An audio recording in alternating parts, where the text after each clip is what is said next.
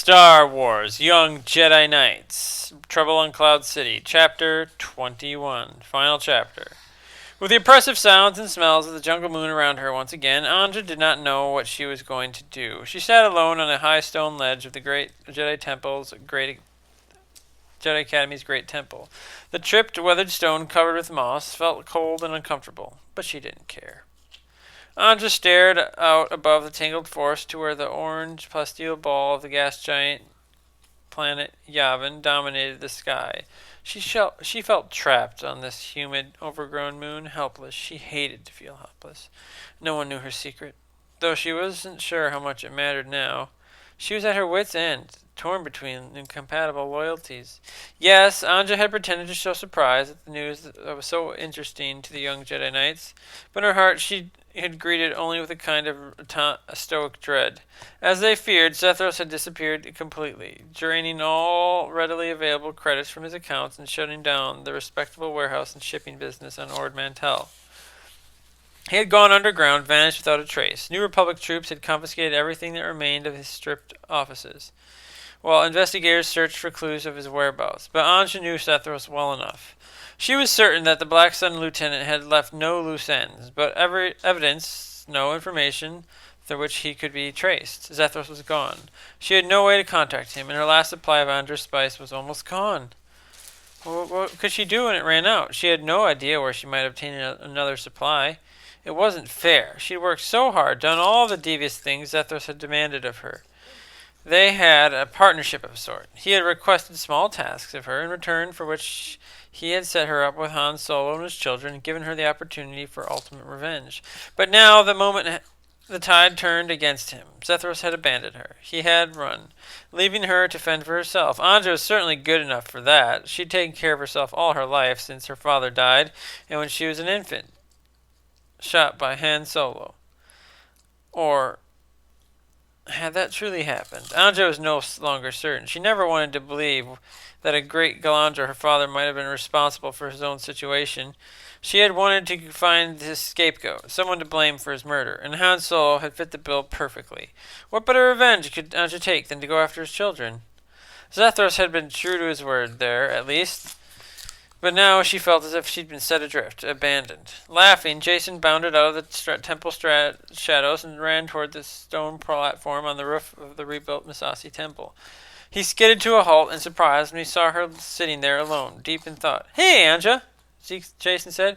"Zeke and Jane and Loa and Tenokar are going out to the jungle to do a little exploring. You want to come along? There's plenty to see out there, the strangest plants and insects you've ever imagined. I'll even show you a piranha beetle if you want to. Just look. They look just like your tattoo." "No thanks," she said automatically, without even thinking about her response. Then a beep and a twitter, R2-D2 trundled up behind Jason. The astromech droid flashed his sensor light, assessing the situation. Jason shrugged. "Okay, but remember, we want you to feel like you can participate in stuff that we're doing. I know Uncle Luke doesn't believe you have real Jedi potential, but that doesn't matter. You can still learn. You can still improve yourself, your reactions, your abilities." "I know that, Jason," she said snappishly. "I'll make my own mind, okay? No need to treat me like a baby." Jason stepped back, startled. "Hey, I wasn't treating you like a baby. I was treating you like a friend." Then he turned and followed R2-D2 back in the temple. The small droid twittered and gave a mournful whistle, as if scolding Anja. She just glared at the polished domed head as R2 rolled back inside. She stared out at the jungle again, her thoughts in turmoil. Everything had been so clear until she got to know the Solo twins better. She hadn't had any doubts about in the beginning. Her resolve had been firm. But why was it so difficult now?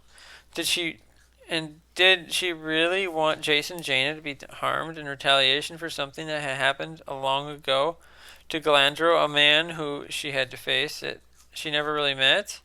Zethros, her supposed mentor, might never show his face in open sunlight again. He would be too easily recognized. He was a hunted man now, and that left her to continue the charade. Anja didn't know what she would do in this place. She certainly didn't want to be a Jedi. She reached down, picked up a pebble, and tossed it off the edge of the ziggurat toward the jungle. She watched it as it fell into the underbrush below. She already felt the hunger and a deep need for another dose of spice. But she would tolerate for now. She could be strong. Anja had always been strong. But she didn't know how long she could last. The simmering jungle sounds grew louder as she listened to them.